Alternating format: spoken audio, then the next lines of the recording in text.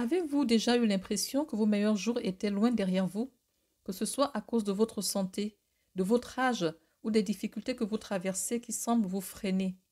Vous pouvez espérer davantage.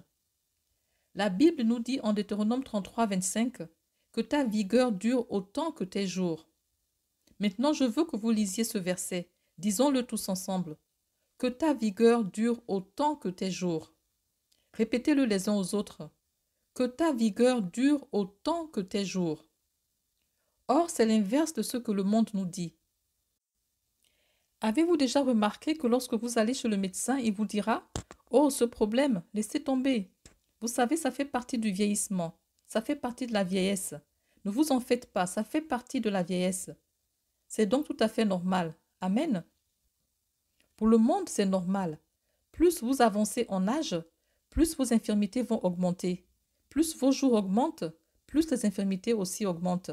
C'est la norme du monde. Mais la Bible nous dit que c'est le contraire. Cette promesse est dans la Bible et c'est pourquoi c'est une promesse. Et Dieu veut que nous la saisissions. Une autre version dit « À mesure que vos jours augmentent, ainsi votre force augmentera. » Remarquez le mot « jour » au pluriel. À mesure que vos jours augmentent, ainsi votre force augmentera. Vous devez vous repentir. Vous devez changer votre façon de penser. Vos meilleurs jours sont encore devant vous. Peu importe votre âge, vos meilleurs jours sont encore devant vous. Amen. Vos meilleurs jours sont encore devant vous. Louez le Seigneur. Que ta vigueur dure autant que tes jours. Amen. Il y a un japonais qui s'appelle Shigeki Inohara, quelque chose comme ça.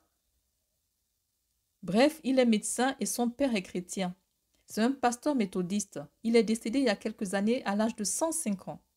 Alors, quand on lui demandait son secret, il répondait tous les matins de l'huile d'olive. Tous les matins de l'huile d'olive.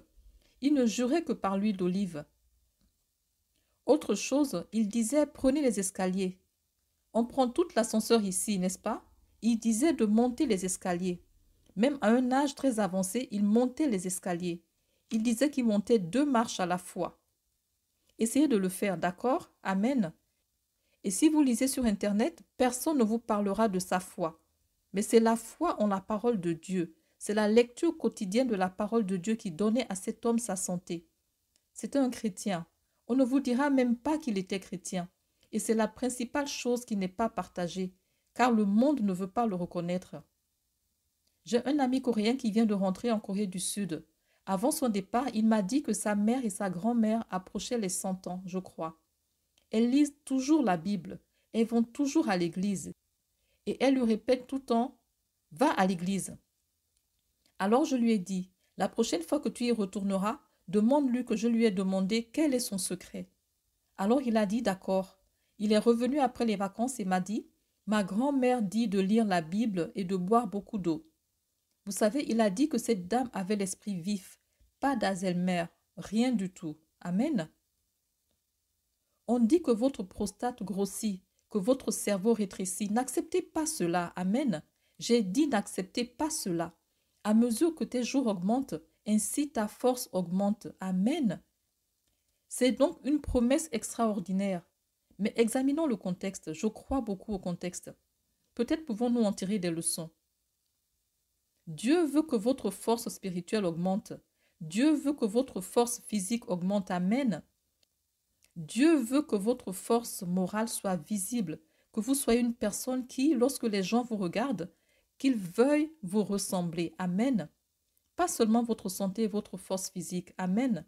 Le plus important, c'est la beauté intérieure. Regardez certaines femmes, n'est-ce pas? Elles ont un certain âge, peut-être 70 ans, et il y a une beauté qui transcende l'âge, une beauté qui va au-delà du maquillage. Et c'est ce qui ne vieillira jamais, cette partie, cette beauté intérieure. Si vous continuez à grandir en Christ. Amen. Et c'est vrai, c'est le secret pour vieillir surnaturellement.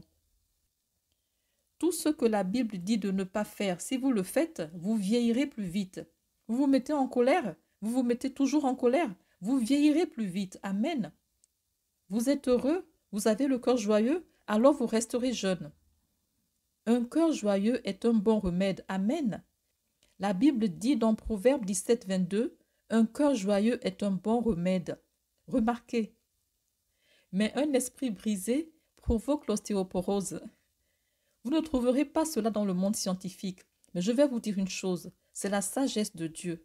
Un corps joyeux est aussi bon que médicament. Dieu veut que vous soyez heureux, alors soyez heureux.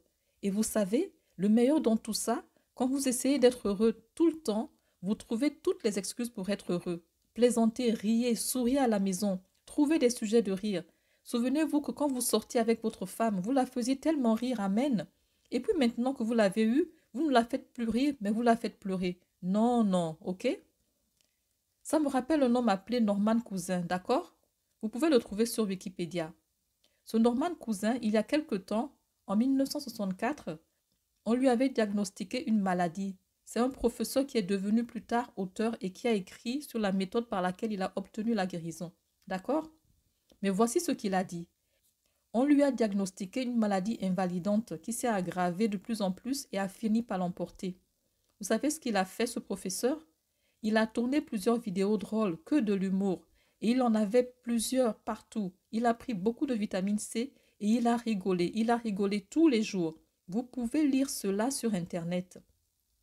Les médecins lui donnaient une chance sur 500 de survivre. Il a pris beaucoup de vitamine C et il a ri jusqu'à la guérison. Jusqu'à la guérison. Amen. C'est le monde. Mais nous avons quelque chose de mieux, la parole. En effet, l'apôtre Paul dit dans Philippiens chapitre 3, « Au reste, mes frères, réjouissez-vous dans le Seigneur. Ce n'est pas fastidieux pour moi de vous prêcher les mêmes choses, non, mais c'est sans danger pour vous. Vous savez, quand vos pasteurs se lèvent et vous prêchent et vous dites, « Eh bien, je l'ai déjà entendu. » Pour eux, ce n'est pas fastidieux, mais pour vous, c'est sans danger. C'est pour vous, vous savez, ce n'est pas pour eux. Je suis sûre qu'ils en ont déjà entendu parler. Mais je dirais que ce n'est pas ennuyeux pour nous. Pourquoi? Parce que je vous aime, mais Dieu vous aime plus. Et pour vous, c'est sûr. Amen. Si vous n'êtes pas encore né de nouveau, vous n'avez pas encore donné votre vie à Jésus, nous aimerions vous donner l'opportunité de faire de lui votre Seigneur et Sauveur, de naître de nouveau. Et Jésus nous a rendu la tâche facile. La seule façon est de croire en lui avec notre cœur et de le confesser avec notre bouche. Donc, si vous voulez bien prendre cette décision qui va changer radicalement votre vie, s'il vous plaît, dites cette prière avec nous. Seigneur Jésus, je viens à toi aujourd'hui, reconnaissant que je suis un pécheur ayant besoin de ta grâce. Je crois que tu es mort pour mes péchés et que tu es ressuscité afin que je puisse être pardonné et avoir la vie éternelle. Aujourd'hui, je t'abandonne ma vie. Je te demande d'entrer dans mon cœur. Purifie-moi de tout péché et fais de moi une nouvelle création. Je t'accepte comme mon Seigneur et Sauveur et je choisis de te suivre pour le reste de ma vie. Merci Seigneur pour le baptême du Saint-Esprit en moi. C'est dans le nom de Jésus que j'ai prié. Amen.